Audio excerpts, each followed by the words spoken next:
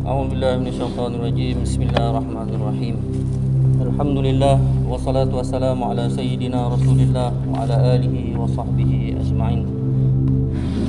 Kita hendaklah berusaha menghidupkan usaha agama dengan cara Rasulullah sallallahu alaihi wasallam di seluruh alam untuk membetulkan keyakinan dan amalan kita sendiri dan untuk membawa seluruh umat kepada keyakinan dan amalan yang betul.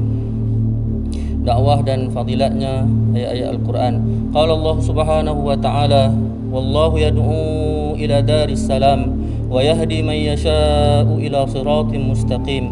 Allah Subhanahu wa ta'ala berfirman, dan sebaliknya Allah Subhanahu wa ta'ala menyeru manusia ke tempat kediaman yang selamat, sejahtera, dan dia senantiasa memberikan petunjuk hidayahnya kepada siapa yang dikehendakinya menurut undang-undang peraturannya ke jalan yang betul, lurus, yang selamat sejahtera itu.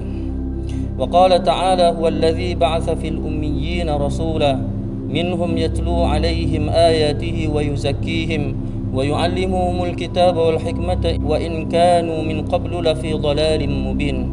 Allah Subhanahu wa ta'ala berfirman, dialah yang telah mengutuskan dalam kalangan orang-orang Arab yang ummi, yang tidak tahu membaca dan menulis, seorang Rasul Nabi Muhammad sallallahu alaihi wasallam daripada bangsa mereka sendiri, yang membacakan kepada mereka ayat-ayat Allah Subhanahu wa ta'ala, yang membuktikan keesaan Allah Subhanahu wa ta'ala dan kekuasaannya, dan membersihkan mereka daripada i'tikad yang sesat, serta mengajarkan mereka kitab Allah Subhanahu wa ta'ala, yakni Al-Quran, dan hikmah pengetahuan yang mendalam mengenai hukum-hukum syarak.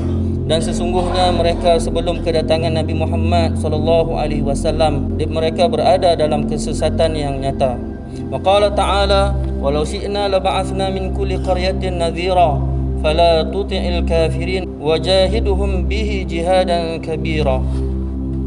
Allah Subhanahu wa ta'ala berfirman, dan kalau kami kehendaki tentulah kami utuskan selain daripada kamu pada zaman ini juga dalam tiap-tiap negeri seorang rasul pemberi amaran, dan kami tidak membebankan semua tugas kepada kamu seorang, namun untuk menambahkan ganjaran untuk kamu, maka kami tidak melakukan sedemikian. Oleh itu, meletakkan semua beban tugas ke atas kamu seorang merupakan satu nikmat daripada Allah Subhanahu wa ta'ala. Oleh itu, bersyukurlah ke atas nikmat itu, ialah kamu jangan menuruti kehendak-kehendak orang kafir.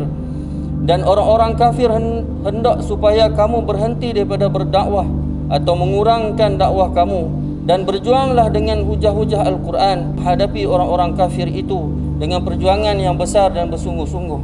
Wa qala ta'ala ud'u ila sabili rabbika bil hikmati wa mau'izatil hasanah. Allah Subhanahu wa ta'ala berfirman kepada Rasulnya, serulah ke jalan Tuhanmu wahai Muhammad dengan hikmah, kebijaksanaan, dan nasihat pengajaran yang baik. Wa qala ta'ala wa dhakkir fa inna dhikra tanfa'ul mu'minin. Allah Subhanahu wa ta'ala berfirman, dan tetap tekunlah engkau memberikan peringatan, kerana sesungguhnya peringatan itu mendatangkan faedah kepada orang-orang yang beriman. Wa qala ta'ala ya ayyuhal muddaththir qum fa'anzir wa rabbaka fakabbir. Allah Subhanahu wa ta'ala berfirman, wahai orang yang berselimut, bangunlah serta berilah peringatan dan amaran kepada umat manusia dan Tuhanmu, maka ucaplah dan ingatlah kebesaran Allah Subhanahu wa ta'ala. Wa qala ta'ala la'allaka bakhi'un nafsaka alla yakunu mu'minin. Allah Subhanahu wa ta'ala berfirman, jangan-jangan pula engkau wahai Muhammad membinasakan dirimu kerana menanggung duka cita lantaran mereka tidak menjadi orang-orang yang beriman. Wa qala ta'ala laqad ja'akum rasulun min anfusikum azizun 'alaihi ma 'anittum harisun 'alaikum bil mu'minina raufur rahim. Allah Subhanahu wa ta'ala berfirman, sesungguhnya telah datang kepada kamu seorang rasul daripada golongan kamu sendiri, iaitu Nabi Muhammad sallallahu alaihi wasallam, yang menjadi sangat berat kepadanya sebarang kesusahan yang ditanggung oleh kamu, yang sangat melobakan iaitu inginkan kebaikan untuk kamu, dan ia pula menumpahkan perasaan belas kasih sayang kepada orang-orang yang beriman. Wa qala ta'ala fala tazhab nafsuka alaihim hasarat. Allah Subhanahu wa ta'ala berfirman, oleh itu janganlah engkau membinasakan dirimu wahai Muhammad kerana menanggung duka cita terhadap kesesatan mereka. Allah Subhanahu wa ta'ala alam. Mudah-mudahan Allah SWT memberikan hidayah dapat beramal insya-Allah.